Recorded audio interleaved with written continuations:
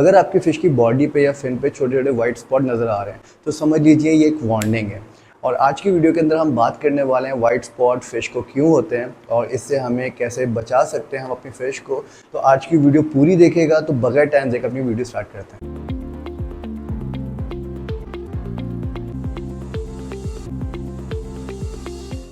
Hello guys, welcome to Nast world. क्या सब ठीक होंगे? आप सबके पैर वगैरह ठीक से होंगे। आज की वीडियो का टॉपिक आप लोगों को पता लग गया है और उसके साथ में एक चीज़ आप लोगों को बताऊं कि भाई माइक कैसा लग रहा है, मुझे कमेंट करके ज़रूर बताएगा कि अब मेरी आवाज़ अब आप लोगों को कैसी आ रही है, क्योंकि मुझे काफ़ी ज़्यादा कमेंट आने लग गए थे।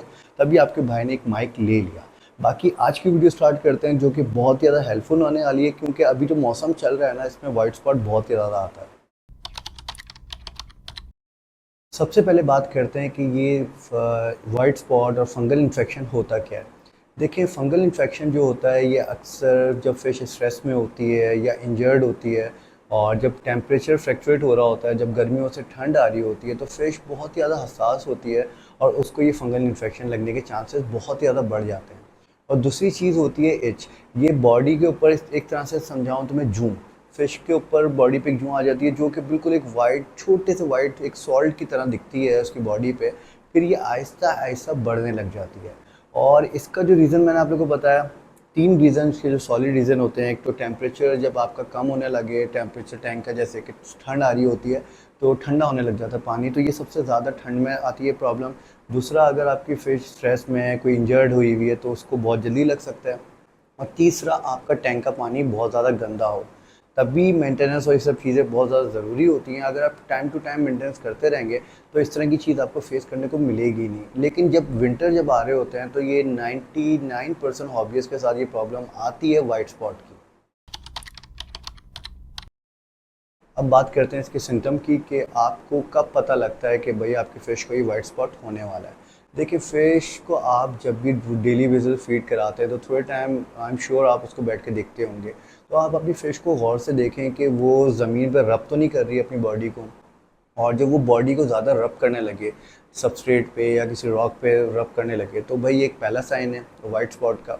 और दूसरा साइन ये होता है कि जब आपकी फ़िश का एपेटाइट कम हो जाए, फीड सही से ना ले रही हो, थोड़ी सी आपको स्लो लग रही हो और ये मौसम चल रहा हो, गर्मियों से ठंड आ रही हो, तो ये एक साइन ये हो सकता है। इस तरह आप अपनी फ़िश को पता लगा सकते हैं कि उसको वाइट स्पॉट हो रहे नहीं हो रहे हैं। अब बात करते हैं इसकी ट्रीटमेंट की। इसकी ट्रीटमेंट के लिए आपको सबसे पहले तो एक खाली टैंक चाहिए। मैं तो ये हर हॉबीज़ को कहता हूँ कि एक टैंक 1 फीट का हो या 2 फीट का हो, जित छोटा भी हो तो चल जाएगा, वो आपको एक स्पेयर में रखना चाहिए। क्योंकि जब भी आपकी कोई फ़िश बीमार हो तो आप उसको उस टैंक में रख दें। ये इसलिए करते हैं कि भाई अगर आपकी एक फ़िश बीमार है, जैसे इसको वाइट स्पॉट आया हुआ है, तो वाइट स्पॉट ऐसा होता है जैसे इसके ऊपर एच होती है, जैसे जुआएं मैंने आपको बताया, ये जब दूसरी फ़िश पे ना चली जाएँ, तभी आप उस फ़िश को सबसे पहले तो क्वारंटीन कर दें। क्वारंटीन करने के बाद आप उसके अंदर जो उसी टैंक का पानी यूज़ करें। ऐसा नहीं करना कि आपको बिल्कुल ही फ्रेश वाटर डाल देना है, क्योंकि फ़िश वैसी स्ट्रेस में होगी तो वो शॉक, सडन चेंजेस के शॉक की वजह से मर भी सकती है। तो जब आप उसको क्वारंटीन कर देंगे, सेपरेट कर देंगे, उसके बाद जाके आपको लगाना है हीटर। हीटर आपको लगाना है 28 से 30, मतलब 28 से 30 के दरमियान आप उसको टेम्परेचर कर देना है। पानी थोड़ा वार्म होना चाहिए, क्योंकि जब पानी गर्म होता है तो फिश उसमें कंफर्टेबल फील करती है और ये जो बीमारी होती है, जो एच उस पर होती है, जो फंगल इन्फेक्शन होता है, ये ख़त्म होने लग जाता है। तो आप जब इसको हीटर लगा देंगे उसके बाद आप इसमें नॉर्मल फिल्ट्रेशन चालू कर दें। कोई इतनी ज़्यादा फिल्ट्रेशन की ज़रूरत नहीं होगी, मतलब जो फ़िश की नीड है उतनी फ़िल्ट्रेशन आपको देनी है। हीटर आपने लगा देना है और उसके बाद आपको जो मेन चीज़ है, आपको एक्वेरियम सॉल्ट ऐड करना है।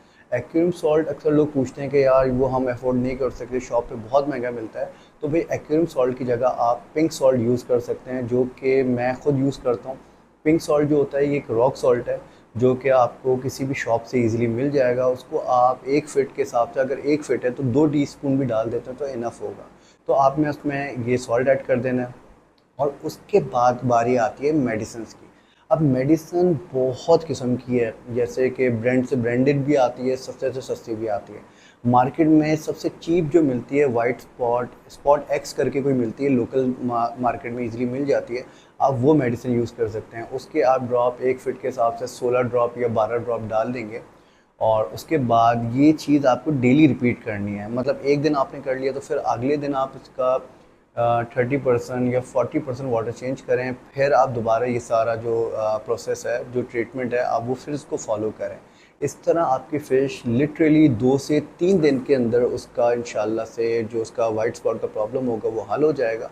और वाइट स्पॉट वैसे देखा जाए तो इतना कोई ख़तरनाक बीमारी नहीं है, लेकिन ये ख़तरनाक हो भी सकती है। अगर आप फ़िश को नॉर्मली छोड़ देंगे, भाई वाइट स्पॉट में आ गई है तो ये खुद ही ठीक हो जाएगी, तो ऐसा नहीं होता।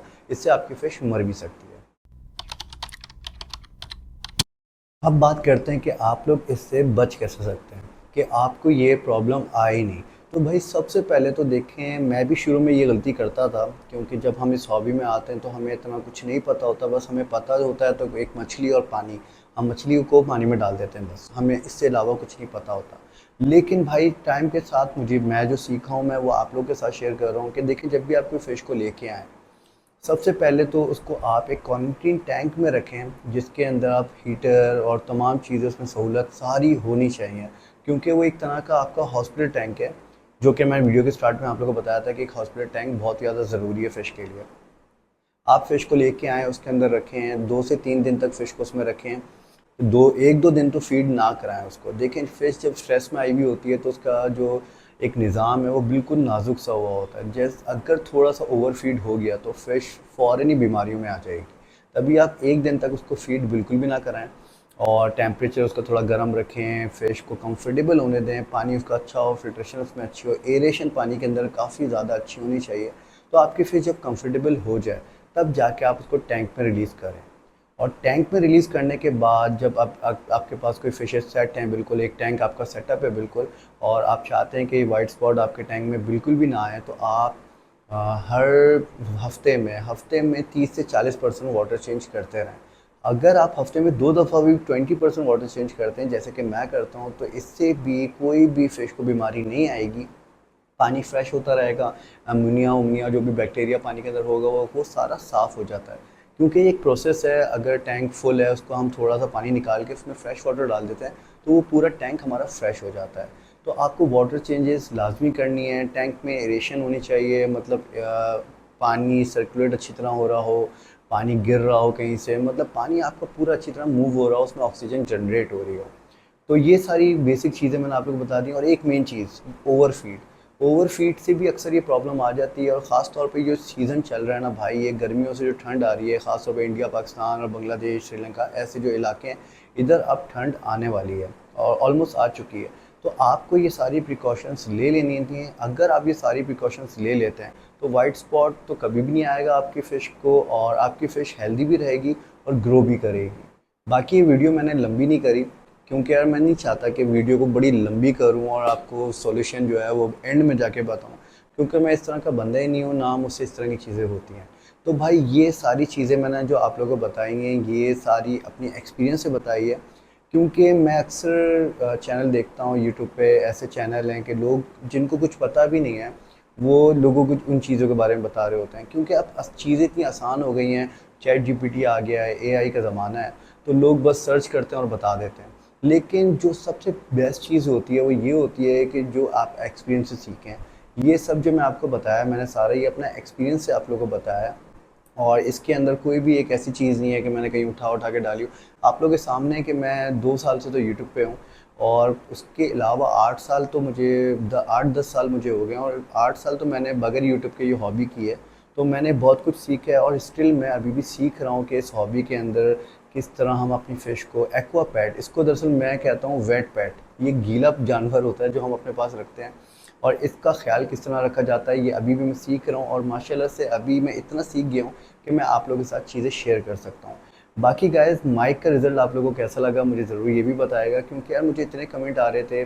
मेरे एक बहुत अच्छे दोस्त हैं जिन्होंने अभी नया चैनल स्टार्ट किया है फैंटास्टिक करके, और बहुत अच्छा काम कर रहे हैं। उन्होंने भी मुझे कहा कि यार इमरान माइक लो, तो भाई मैंने कहा यार अब माइक लेना चाहिए। दरअसल मैं रुक रहा था यार, माइक मैं लूँ तो वो एक एक्सपेंसिव वाला लूँ, क्योंकि 20,000 या 30,000 से कम का कोई अच्छा माइक है नहीं।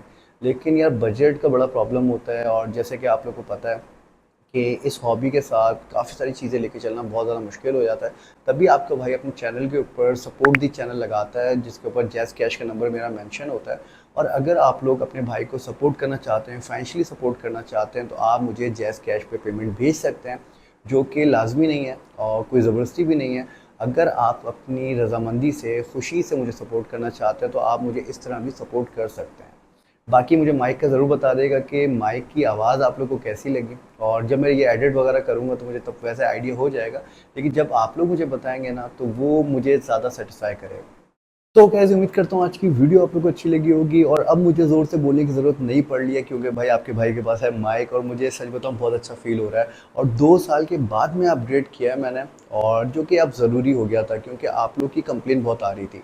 बाकी खैर गाइस आज की वीडियो आप लोग को अच्छी लगी हो, वाइट स्पॉट अगर आप लोग कभी इस प्रॉब्लम को फेस करें तो ये आपके लिए बहुत ज़्यादा आसान हो जाएगा। ये वीडियो आप अगर गौर से देख लेते हैं तो, और अपनी फ़िश को ट्रीट भी कर सकते हैं। बाकी आज की वीडियो आप लोगों को अच्छी लगी है तो लाइक शेयर कमेंट सब्सक्राइब करना मत भूलेगा। मिलते हैं नेक्स्ट वीडियो में। टिल देन अल्लाह हाफ़िज़।